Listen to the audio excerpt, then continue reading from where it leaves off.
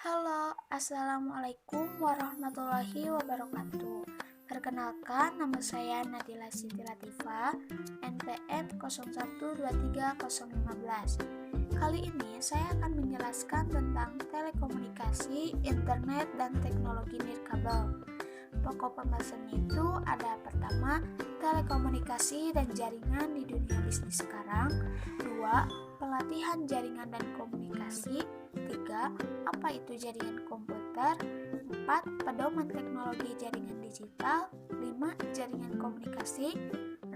Internet global. Dan 7. Revolusi nirkabel.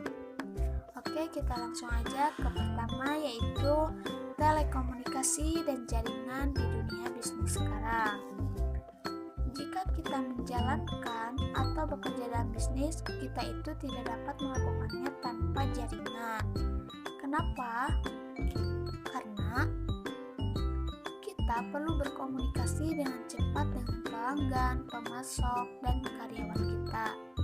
Namun hari ini, kita dan karyawan kita menggunakan komputer dan email, internet, telepon seluler, dan komputer terintegrasi yang terhubung ke jaringan nirkabel.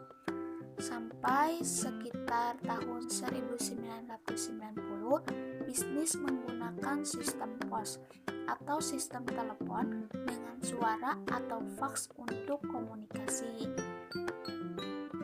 Sampai jaringan dan internet sekarang itu hampir identik dengan berbisnis. Yang kedua ada pelatihan jaringan dan komunikasi. Perusahaan di masa lalu itu menggunakan dua jenis jaringan yang berbeda. Yang pertama ada jaringan telepon dan jaringan komputer.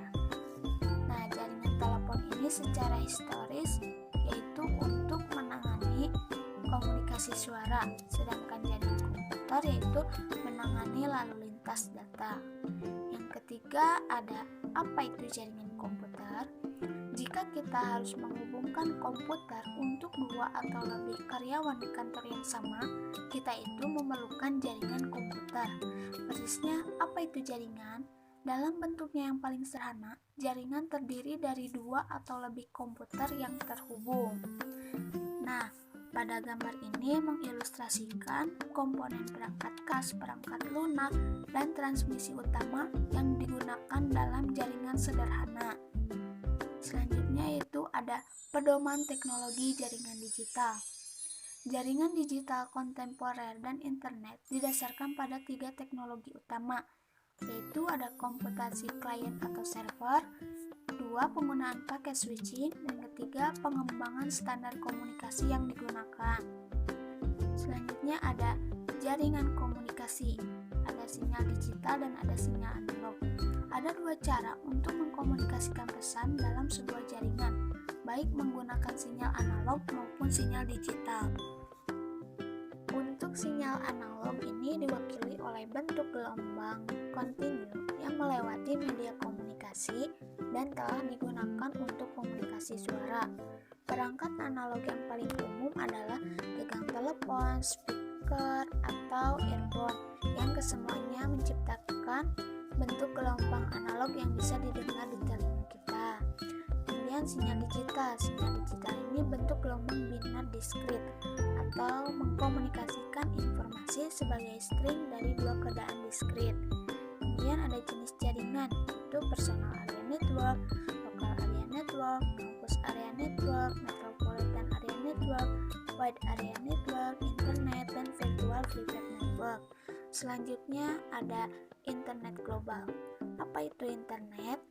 Internet telah menjadi sistem komunikasi publik paling luas di dunia yang sekarang menyaingi sistem telepon global dalam cakupan dan jangkauan. Ini juga merupakan implementasi terbesar dari komputasi klien atau server dan internet working yang menghubungkan jutaan jaringan individual di seluruh dunia. Kemudian ada sebaran dan arsitektur internet. Internet didasarkan pada paket protokol jaringan TCP atau IP. Setiap komputer di internet diberi alamat internet protokol yang unik, yang saat ini merupakan nomor 32 bit yang ditunjukkan oleh 4 senar angka, mulai dari 0 sampai 255 yang Misalnya, alamat IP dari http://www.microsoft.com adalah 207.46.250.119 karena akan sulit bagi pengguna internet untuk mengingat string dari 12 nomor domain name system, mengubah nama domain menjadi alamat IP.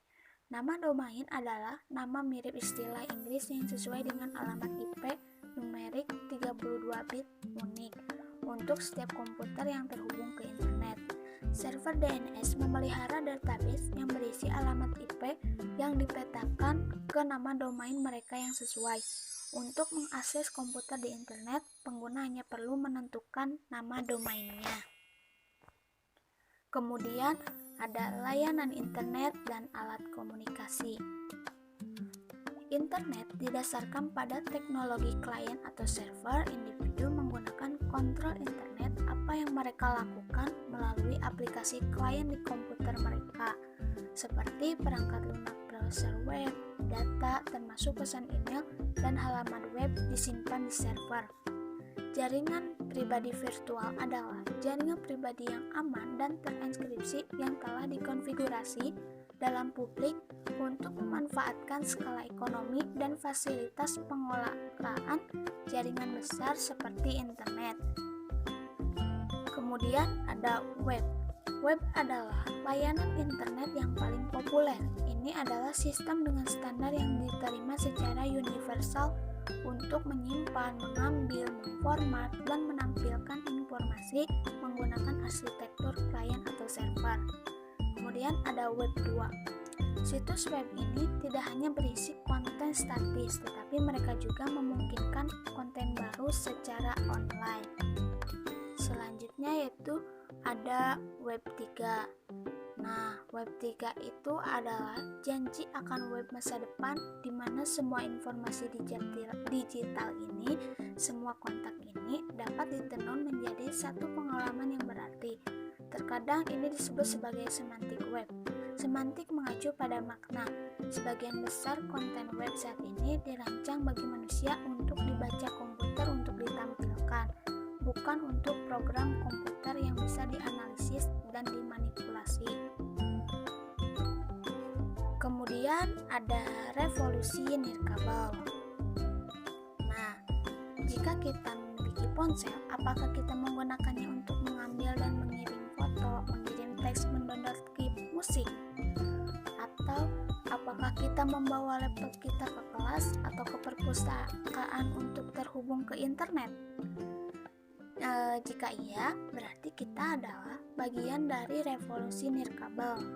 Ponsel, laptop, dan perangkat genggam kecil telah berubah menjadi platform komputasi portabel yang memungkinkan kita melakukan beberapa tugas komputasi yang biasa kita lakukan di meja kerja kita.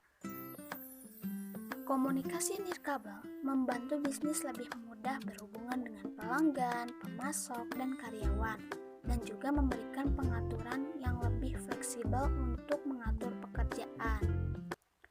Jika kita memerlukan komunikasi mobile dan daya komputasi atau akses jarak jauh ke sistem perusahaan, kita dapat bekerja dengan berbagai perangkat nirkabel, termasuk ponsel, smartphone, dan komputer pribadi dengan dukungan nirkabel.